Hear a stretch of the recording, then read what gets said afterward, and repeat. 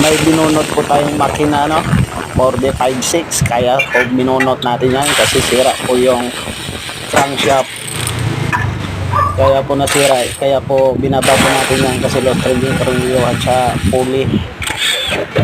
Yan na po, kaya pinatanggal po natin yung crankcase niyan, saka yung timing belt.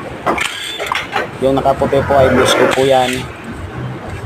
Siya lang po yung mekaniko nakaputi, pero walang dumi.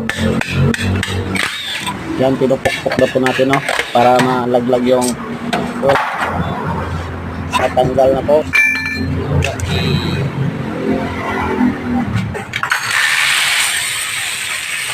Natanggal po natin yung strainer.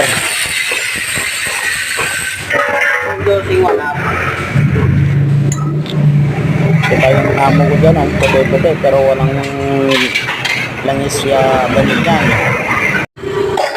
Ito na po yung bagong signal. Kulay gold, mamahalin. Brand new po yan. At saka yung bolt.